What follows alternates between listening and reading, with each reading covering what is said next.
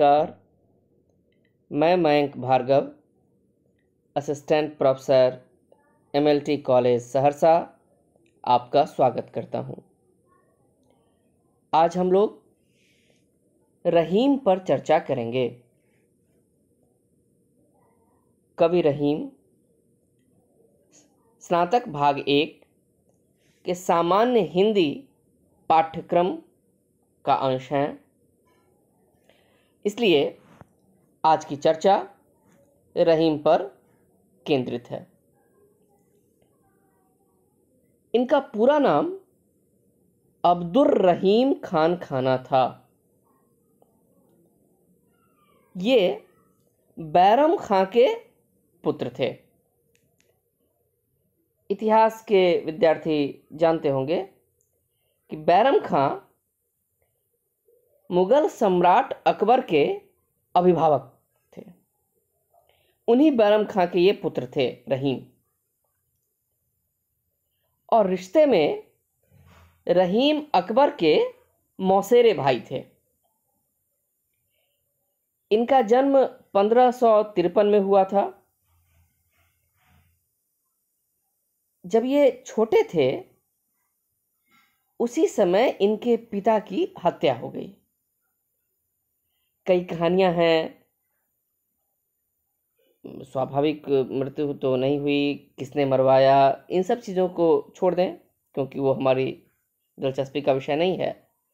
पर यह तथ्य है कि इनके पिता जब मक्का जा रहे थे तो उसी समय 1561 में उनकी हत्या कर दी गई। और उसके बाद रहीम को अकबर ने अपने साथ रखना शुरू किया और उनकी शिक्षा दीक्षा का उचित प्रबंध शासन की तरफ से हुआ। आगे चलकर ये अकबर के मंत्री भी हुए और प्रधान सेनापति भी बने। बहुत कम लोग ऐसे हुए हैं जिन्हें वीरता और विद्या दोनों में प्रवीणता प्राप्त हो। रहीम ऐसे ही कवि थे, बहुत वीर, बहुत उदार और बहुत संवेदनशील कवि। जीवन का अधिकतर समय इनका युद्धों में बीता और अपने युद्ध कौशल से इन्होंने सिंध, गुजरात, अजमेर और दक्षिण में विजय प्राप्त की। और इन विजयों से खुश होकर अकबर ने इन्हें खान खाना की उपाधि दी थी और इन्हें कई जागीरें भी दी, सूबेदार बनाया और इनका पूरा नाम हो गया उस खान खाना उपाधि के कारण अब्दुर रहीम खान खाना। और अकबर के सूबेदार हो गए, बड़े ठाठ बाट से जीवन चलने लगा। लेकिन सब दिन होत न एक समान। अकबर की मृत्यु हो गई और जहांगीर के शासनकाल में इन्हें दुख देखना पड़ा। हुआ यूं कि नूरजहां ने जहांगीर को प्रभावित कर परवेज को युवराज बना दिया था और महावत खां को खान खाना बना दिया गया रहीम की जगह। और शाहजहां ने अपने पिता के विरुद्ध विद्रोह किया और रहीम शाहजहां की ओर चले गए। स्वभावतः जहांगीर और नूरजहां इनसे नाराज हुए और इन पर राजद्रोह का अपराध बना, बंदी बना लिया गया, इनकी जागीरें छीन ली गईं और बाद के दिन बहुत कष्ट में बीते। और हालांकि बाद में इन्हें क्षमा कर दिया गया। तो सुख भी देखा इन्होंने, दुख भी देखा। पर जब सुख देखा उस समय उदार हृदय रहे। जैसे इनकी वीरता प्रसिद्ध है, काव्यानुराग प्रसिद्ध है, वैसे ही इनकी दानशीलता भी प्रसिद्ध है। अकबर भी उदार राजा थे, उनके साथ साथ रहीम रहते थे। इस उदारता का प्रभाव पड़ा होगा रहीम पर, या यह भी हो सकता है कि उदार होने के कारण यह अकबर के प्रिय हुए हों। बहरहाल जो भी है, पर गुण ग्राहक थे और उदार थे रहीम। एक कथा है कि एक प्रसिद्ध कवि थे गंग, सुकवियों में गंग का भी नाम आता है। तुलसी गंग दोनों भय सुकविन के सरदार, यानी अच्छे कवियों की जब गणना होती है तो उसमें गंग कवि का भी नाम आता है। उनका एक छप्पय बड़ा प्रसिद्ध है। चकित भंवर रही गयो गमन नहीं करत कमल वन पर। इस छप्पय पर रहीम इतने खुश हो गए कि कहा जाता है कि 36 लाख रुपए का पुरस्कार उस जमाने में दिया। इतने गुणग्राही थे, उदारचित्त हृदय। एक और कथा प्रसिद्ध है कि इनकी उदारता की, जिसका संबंध तुलसीदास से भी है, कि एक सज्जन अपनी सहायता प्राप्त करने के लिए तुलसी के पास गए। अब तुलसीदास के पास तो इतना धन कहां से आता कि वो दूसरों की सहायता करते। तो उन्होंने एक पंक्ति लिखी, सुरतीय नरतीय नागतीय यह चाहत सब कोय। यह एक पंक्ति लिखी तुलसीदास ने और भेज दिया रहीम के पास। रहीम ने वह पंक्ति पढ़ी, प्रसन्न हुए और उसे एक पंक्ति अपनी तरफ से लिखा और दोहे को पूरा किया। तुलसी ने लिखा था, सुरतीय नरतीय नागतीय यह चाहत सब कोय, और रहीम ने उसकी अगली पंक्ति लिखी, गोद लिए हुलसी फिरे तुलसी सो सुत होए। और इस को पूरा कर याचक के लिए धन की व्यवस्था की गई। इस प्रकार जो भी सहायता प्राप्त करने का आकांक्षी होता था, जिसे जरूरत होती थी, रहीम उसकी सहायता करते थे। और इनके व्यक्तित्व के संबंध में कई किंवदंतियां भी प्रचलित हैं। बरवै छंद में रहीम लिखते थे, बरवै रामायण नाम से एक रचना है तुलसीदास की भी। तो रहीम जो बरवै छंद लिखते थे उसके बारे में एक किंवदंती है कि रहीम के पास जो नौकरी करने वाले एक सेवक की शादी हुई। वह छुट्टी लेकर घर गया और स्वाभाविक तौर पर पत्नी के प्रेम में ऐसा अनुरक्त हुआ कि बहुत दिनों तक नहीं लौटा। और जब रहीम के पास गया तो रहीम कुपित हुए। तो सेवक की पत्नी ने भांप लिया था कि ऐसी परिस्थिति आ सकती है, तो उसने एक पंक्ति लिखकर भेज दी थी। देखा रहीम ने कि एक कागज लिए हुए है, पूछा कि क्या है यह।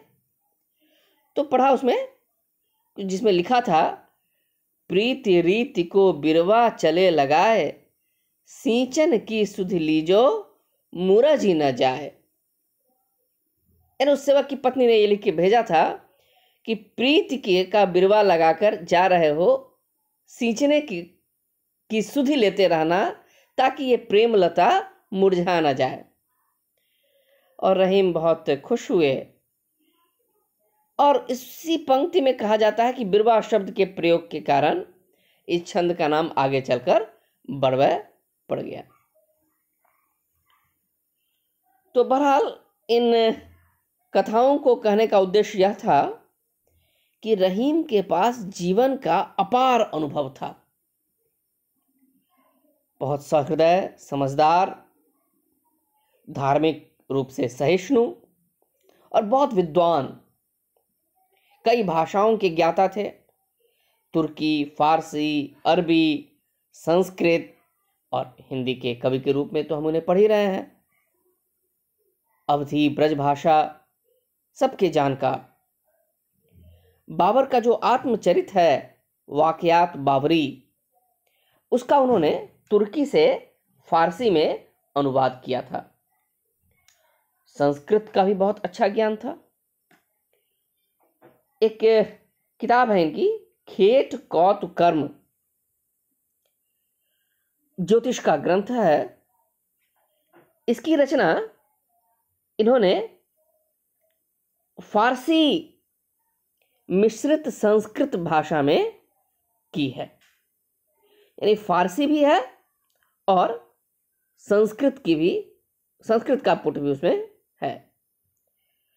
और जैसा कहा गया कि ब्रज, अवधी, खड़ी बोली, तीनों में उनकी रचनाएं पाई जाती हैं। कई दोहे प्रसिद्ध हैं उनके नाम से, जिसमें रहीमन शब्द उपनाम के रूप में जुड़ा रहता है। रहीमन धागा प्रेम का, मत तोड़ो चटकाए, टूटे पे फिर ना जुड़े, जुड़े ही गांठ पड़ जाए। बहुत प्रसिद्ध इनके दोहे हैं। इनकी जो पुस्तकें प्रसिद्ध हैं उनमें रहीम दोहावली, बरवै नायिका भेद, नगर शोभा, ये 3 किताबें ज़्यादा महत्वपूर्ण हैं। श्रृंगार सोरठा और रास पंचाध्यायी के खंडित रूप भी मिलते हैं। और मदनाष्टक नाम से भी एक रचना है इनकी। तो प्रसिद्ध जो इनकी हुई वह इनके दोहों के कारण, और प्रसिद्ध है इनकी पुस्तक रहीम दोहावली। रहीम के दोहे बड़े प्रसिद्ध हैं। और इन दोहों में रहीम की जो छवि हमारे सामने आती है वह छवि है नीतिकार रहीम की। नीति की परक दोहे बहुत ज़्यादा उन्होंने लिखे हैं। और स्वाभाविक है कि ऐसा कवि जिसने संपन्नता भी देखी थी, विपन्नता का भी अनुभव किया था, सुख दुख के कई रंग देखे थे, बहुत व्यापक अनुभव था जीवन का, तो जीवन अनुभव का निचोड़ उन्होंने अपने दोहों में रख दिया। और जीवन के निचोड़ के रूप में दोहों को रखने के कारण ये दोहे प्रायः उपदेश परक हो गए हैं, सूक्ति की तरह। जैसे संस्कृत साहित्य में सूक्तियां प्रसिद्ध हैं, वैसे ही रहीम के दोहे सूक्ति के रूप में हिंदी जनमानस में प्रसिद्ध हो गए। और यह कहना होगा कि जीवन की कठिन राह में रहीम के दोहे सहायक होते हैं। इन दोहों से जीवन शक्ति बढ़ती है हमारी, क्योंकि जीवन के कई सत्य इनके द्वारा उद्घाटित हुए हैं। और इन दोहों को जब हम पढ़ते हैं तो जीवन के बारे में कई सीख मिलती है। कई दोहे इनके प्रसिद्ध हैं, नीतिपरक दोहे। जैसे रहीमन ओछे नरन सो, बैर भलो ना प्रीति, काटे चाटे स्वान के, दो भांति विपरीत। ओछे प्रकार के व्यक्तियों से सदैव दूर रहने की सलाह दी है। कुत्ते का काटना चाटना दोनों खराब होता है। वैसे ही कुसंगति से बचना चाहिए, ऐसे लोगों के साथ ही नहीं रहना चाहिए। रहीमन देखी बड़ेन को, लघु न दीजै डार, जहां काम आवे सुई, कहा करे तलवार। बड़े को देखकर छोटी की उपेक्षा नहीं करनी है। सुई का अपना महत्व है, जहां सुई का कार्य है वहां तलवार से कुछ नहीं कर सकते। टूटे सुजन मनाइए, जो टूटे 100 बार, रहीमन फिर पोइए, टूटे मुक्ताहार। कोई हमसे खफा हो जाए तो उसको उसी तरह मना लेना चाहिए जैसे मोतियों का हार टूटता है तो फेंक थोड़े ही देते हैं, फिर से उसको उन दानों को एक साथ कर हार बना लेते हैं। वैसे कोई मित्र यदि रूठ जाए उसे फिर से मना के अपने पास ले आना है। यानी उनकी जीवन संबंधी मान्यताओं का भी पता इससे चलता है। बहुत सारे दोहे ऐसे हैं जो हमें इस जीवन पथ के बारे में बताते हैं कि कैसे हमें इस जीवन में चलना चाहिए। और इन दोहों में उनके सीधे बड़े सीधे साधे ढंग से उन्होंने अपने विचारों को प्रकट किया है।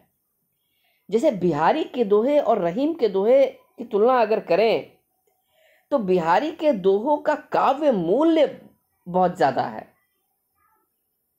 अभिव्यक्ति कौशल बिहारी का बहुत अद्भुत है। एक एक शब्द काव्य सौंदर्य के प्रतिमान रचता है बिहारी का। रहीम का जो अभिव्यक्ति कौशल है वह सपाट है, सीधे साधे ढंग से विचारों को प्रकट करते हैं, और शायद इसलिए जनता में ज्यादा पैठ रहीम की हुई, क्योंकि विषय भी जीवन से संबंधित था और उसको प्रकट करने की शैली भी बहुत सीधी सादी थी। कुछ दोहों में प्रेम संबंधी इनकी मान्यताएं भी प्रकट होती हैं, जो बहुत उच्च कोटि की मान्यताएं हैं। प्रेम को इन्होंने विलक्षण घोषित किया, स्वर्ग के सुख से भी प्रेम को उच्चतर माना। प्रेम की अनन्यता में, अभिन्नता में इनका विश्वास जीवन के अंत तक बना रहा, और इस संबंध में भी उनके कई दोहे प्रसिद्ध हैं। कही रहीम इक दीप तैं, प्रकट सबय द्विति होय, तन स्नेह कैसे दुरै, दृग दीपक जरु दोय। प्रीतम छवि नैनन बसी, पर छवि कहाँ समाय, भरी सराय रहीम लखी, पथिक आप फिर जाए। रहीमन असुआ। इस प्रकार रहीम के बहुत सारे दोहे प्रसिद्ध हैं। दुख के भाव हों, निराशा के भाव हों, इन सब से उबरने की सीख मिलती है रहीम के यहाँ। और कुछ दोहों में भक्ति भावना भी दिखाई देती है। स्वभाव से ही भक्त प्रतीत होते हैं ये। भगवान की करुणा में अगाध विश्वास दिखता है।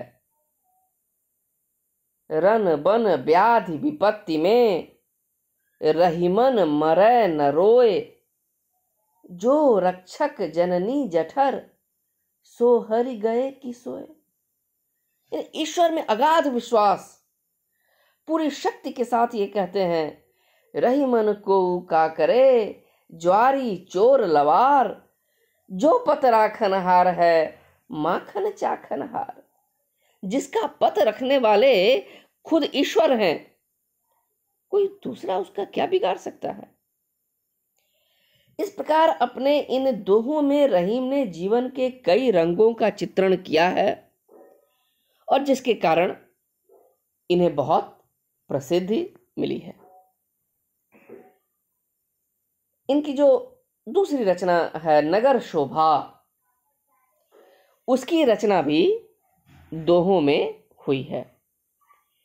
पर रहीम दोहावली के दोहे और नगर शोभा के दोहे, ये दोनों एक दूसरे से बिल्कुल भिन्न हैं।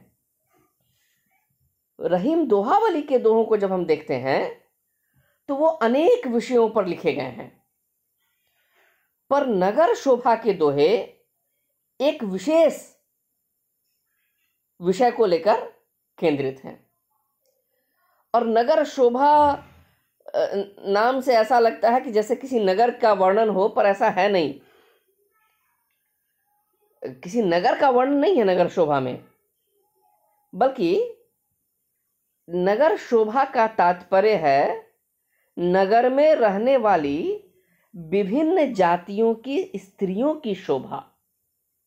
यानी इस किताब नगर शोभा में विभिन्न जातियों की स्त्रियों के सौंदर्य का वर्णन रहीम ने किया है। और सौंदर्य वर्णन की जब चर्चा कर रहे हैं तो यह मानना होगा कि इस क्षेत्र में रहीम बहुत उच्च कलात्मक मूल्यों का परिचय नहीं दे पाए। जितना अच्छा वर्णन इन्होंने दोहावली में किया है, नगर शोभा के वर्णन में एक तो एक रास्ता भी दिखती है, और दूसरे जो विषय इन्होंने लिया सौंदर्य वर्णन, उसके साथ भी बहुत न्याय नहीं हो पाया, क्योंकि इसमें हर जाति पर ध्यान ज्यादा हो गया। जाने क्यों रहीम ने इसका विषय इस प्रकार चुना कि हर जाति की स्त्रियों का सौंदर्य वर्णन हो। जाति प्रथा उस समय की एक सच्चाई है, और यह बड़ी विशिष्टता कही जाएगी रहीम ने कि रहीम की कि सौंदर्य को जाति के दृष्टिकोण से देखना। और दोहा तो ऐसे भी 13-11 का बहुत छोटा सा छंद है, तो ये श्रेय देना होगा रहीम को कि इतने छोटे से छंद में, दोहा छंद में, प्रत्येक जाति से संबंधित कर्म विशिष्टता का वर्णन करना भी चाहा और सौंदर्य वर्णन करना भी चाहा। यानी रहीम ने ऐसी कोशिश की कि उस जाति का कर्म सौंदर्य भी सामने आए और रूप सौंदर्य भी सामने आए। तो ये जो बड़ा लक्ष्य बड़ा था, कर्म सौंदर्य और रूप सौंदर्य दोनों को एक छोटे से छंद में बांध देने की चेष्टा उन्होंने की, और कहीं कहीं सफलता भी मिली है, पर कहीं कहीं कृत्रिमता भी लगती है। और प्रत्येक वर्ग की स्त्रियों का वर्णन किया उन्होंने। शायद ही कोई ऐसी जाति बची हो जिसका उल्लेख इन दोहों में न हुआ हो, बल्कि समाजशास्त्र की दृष्टि से ये दोहे देखे जाने चाहिए। जब नगर शोभा को हम देखते हैं तो उसमें एक खत्राणी स्त्रियां हैं, कायस्थ जाति की स्त्रियां हैं, तुर्किनी हैं, सुनारिन हैं, रंगरेजिन हैं, कोरिन हैं, नटनी हैं, डोमिनी हैं, घास काटने वाली घसियारिन हैं। हर जाति की स्त्रियों का वर्णन उन्होंने किया। जैसे रूप रंग रति राज में खत रानी इतरान, मानो रची विरंची पची कुसुम कनक में सान। खतरानी स्त्रियों का वर्णन करते हुए लिखा। कैथिन के लिए लिखा, कैथिन कथन न पारई, प्रेम कथा मुख बैन, छाती ही पाती मनो, लिखे मैन की सैन। और उनका ध्यान समाज के बिल्कुल निचले तबके में विराजमान जो घास काटकर जो स्त्रियां अपना जीवन व्यतीत करती थीं, उस घसियारिन का भी वर्णन किया। घासिन थोड़े दिनन की, बैठी जीवन त्यागी, थोड़े ही बुझ जात है, घास जराई आग। इस प्रकार समाज की प्रत्येक जाति की स्त्रियों का वर्णन उन्होंने इस पुस्तक में करना चाहा। उनकी एक किताब प्रसिद्ध है, बरवै नायिका भेद। हम जानते हैं कि हिंदी में संस्कृत काव्यशास्त्र का आधार लेकर प्रचुर मात्रा में रीति काव्य की सृष्टि हुई। रस, अलंकार, नायिका भेद, तमाम तरह का वर्णन उसमें मिलता है। केशवदास की रसिक प्रिया हो, देव का रस विलास हो, मतिराम का रसराज हो, इन सब में रस का वर्णन है। और जब रस और अलंकार विषयक ग्रंथ लिखे गए तो श्रृंगार के अंतर्गत नायिका भेद का निरूपण भी प्रायः रस ग्रंथों में हुआ है। और महावीर प्रसाद द्विवेदी ने लिखा भी है कि नायिका भेद की बड़ी लंबी और भद्दी परंपरा चली हिंदी में, जिसकी आधुनिक काल में बहुत उपयोगिता नहीं है, लेकिन तत्कालीन परंपरा अनुसार रहीम ने भी नायिका भेद पर प्रकाश डालने वाला एक स्वतंत्र ग्रंथ लिखा, बरवै नायिका भेद। पर इस संबंध में एक बात यहां ध्यान देने योग्य है कि रीति काव्य में भी नायिका भेद के ग्रंथ लिखे गए और रहीम ने भी लिखा, अंतर क्या है कि रीति ग्रंथों की रचना ज्यादातर ब्रजभाषा में हुई है, पर यह जो किताब है बरवै नायिका भेद, यह अवधी में रचित है। इस प्रकार यह अवधी में लिखित नायिका भेद का ग्रंथ है और इसमें रस अलंकार आदि के लक्षणों के साथ उनकी पुष्टि में उदाहरण भी दिए गए हैं। रीति काव्य में जो नायिका भेद के ग्रंथ लिखे गए, पर रहीम ने जो बरवै नायिका भेद लिखा, इसमें लक्षण नहीं दिए गए। उन लक्षणों के आधार पर केवल उदाहरण इन्होंने लिखे हैं और यह भी अपने आप में इनका महत्वपूर्ण काम माना जा सकता है उस परंपरा के निर्वहन में। इस बरवै नायिका भेद के अलावा बहुत सारे बरवै इनके अलग रूप मिले हैं, फुटकर रूप में, जिनमें देवी देवताओं की प्रार्थना मिली है, शिव की प्रार्थना, कृष्ण, हनुमान, सूर्य, इन सब की वंदना रहीम ने की है। और ध्यान देने योग्य है कि इस्लाम धर्मावलंबी होते हुए भी हिंदू देवी देवताओं को बहुत सम्मान की दृष्टि से देखते हैं। कृष्ण के चरित्र का वर्णन किया, गोपियों के प्रेम का वर्णन किया और इस प्रकार इनकी भक्ति भावना का परिचय इन छंदों से मिलता है। इनकी एक और किताब उल्लेखनीय है, मदनाष्टक। इसमें 4-4 पंक्तियों के 8 छंदों की यह किताब है। इतना ही मिला है इसमें, पर स्वतंत्र रचना के रूप में इसको माना जाता है। नाम ही है मदनाष्टक, यानी कृष्ण के रूप से प्रभावित हृदय के आकर्षण को इसमें स्वीकार किया गया है।